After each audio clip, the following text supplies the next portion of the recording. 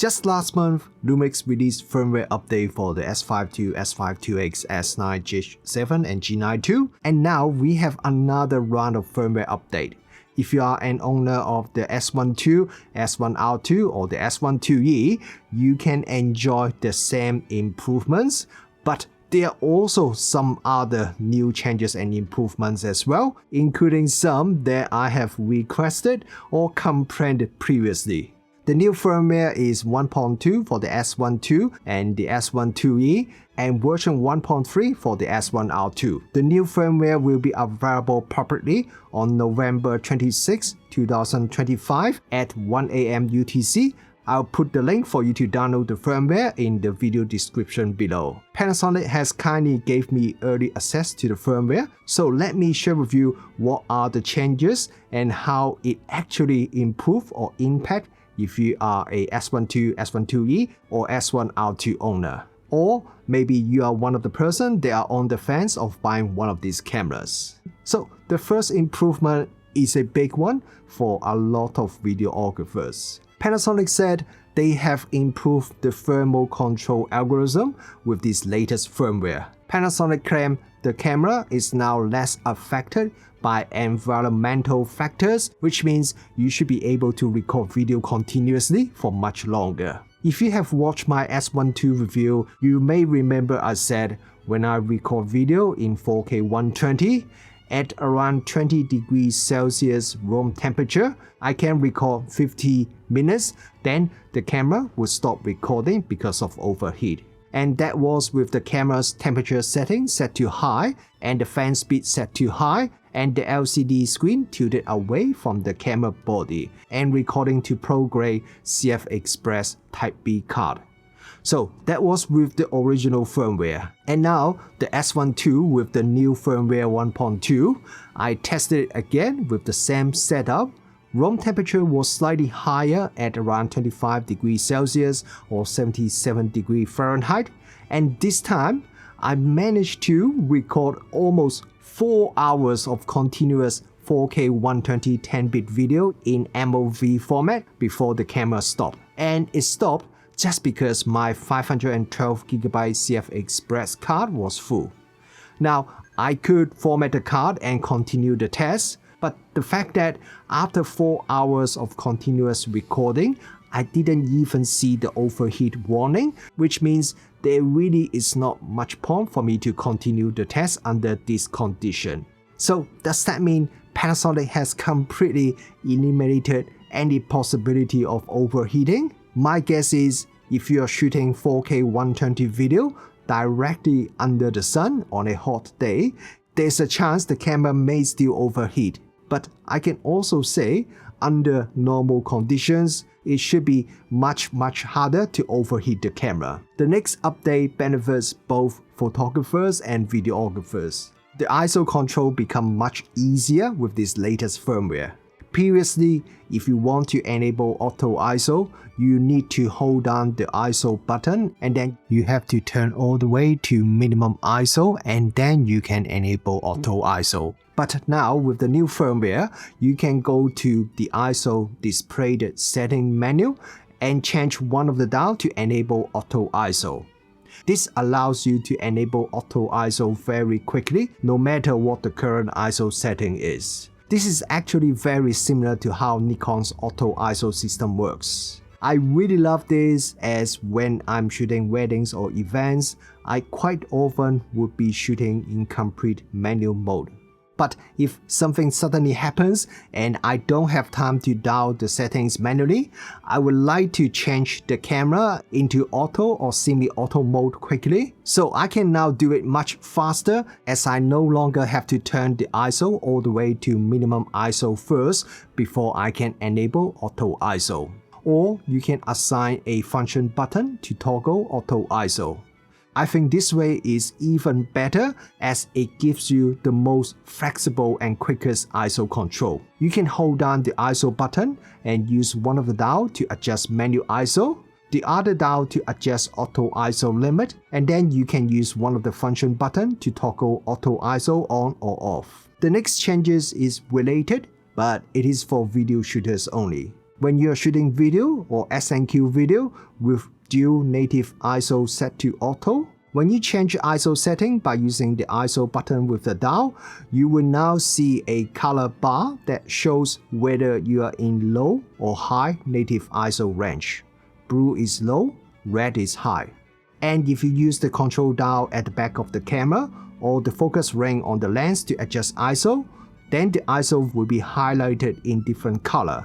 Blue means at low native ISO base value, red means high native ISO base value, and yellow is anything else. These UI changes allow videographers to quickly check what native ISO setting they are using. The next improvement is for photographers. When shooting photos in SH or SH pre-burst mode, previously if you have the S1II, the camera would shoot at either 70 or 60 frames per second, or if you have the S1R2, it is 40 frames per second. While that burst speed is definitely very impressive, it is actually too fast for most type of shooting. And the problem is, when you are shooting at such high burst speed, the buffer would fill up quite quickly. There's also a big gap between the SH mode and the H+ mode in terms of burst speed. I've mentioned in my S1II and my S1R2 review that I want to have some slower burst speed options. So it seems Lumix has listened, as they have added a half speed option to both cameras with the latest firmware update. When shooting in SH or SH Pre mode, you can now choose 30 frames per second with the S1II if you select image priority, or 20 frames per second with the S1R2. While this firmware doesn't increase the buffer size, the half burst speed does effectively make the buffer last 2 times longer, which makes these two cameras much more practical when shooting sports or other fast action, as you can hold down the shutter much longer before you fill up the buffer completely. To be honest, I would like to see some more speed options, like maybe 15 frames per second. But I can understand it may be a lot harder to implement, so having this half speed option should still make a lot of photographers happy. And the next improvement is for videographers. You can now record video in MP4 Lite format with all these 3 cameras. This allows you to record in 3840 by 2560 resolution in H.265 codec. This is a 3:2 open gate format. Frame rate is either 25 or 30 frames per second, and the bit rate is 50 megabit per second. So this is great for people who want to shoot video for social media, as the smaller file size make it much easier to transfer to your phone, and you can do some quick edit much easier. The open gate format means you have good flexibility for cropping to either vertical or landscape format. This is a feature a lot of S9 users really enjoy, so it is great to see it is also available on the S1II, S1R2 and the S1IIE. And then we have some autofocus update for both photo and video shooters. First, when you're shooting with human detection, you can now choose to show the detected eye position as a small rectangle box if you want. To be honest, I don't really mind Lumix crosshairs style UI, maybe because I've been shooting with Lumix cameras for such a long time.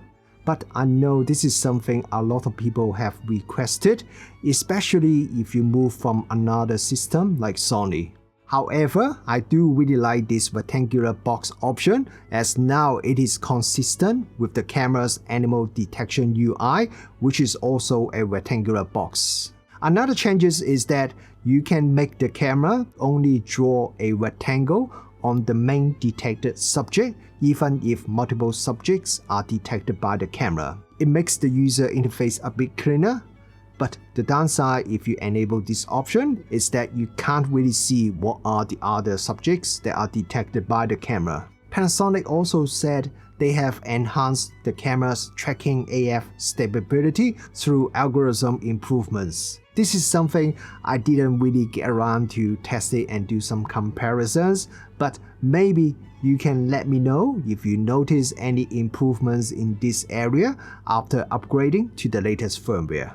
Another autofocus improvement that I noticed when I was testing this firmware is that when you are recording video in 4K 120 with the S1II, I'm now able to enable subject detection. This is one of the camera's limitations that I've mentioned in my S1II review. So I'm really surprised to see subject detection is now also possible when shooting 4K 120 video with this latest firmware update. Panasonic is also releasing a new version of the Lumix Pro app, which is version 1.4. Basically, all the new features that comes with the Lumix Pro version 1.3 for the Lumix S1II, S1IIE and the GH7 are now also supported by the S1II, S1R2 and the S1IIE. It means if you have one of these cameras, the Lumix Pro app can now have the option to enable LUT view assist, display multiple frame markers, and also you have the improved AF frame display. If you still haven't tried the Lumix Pro app yet,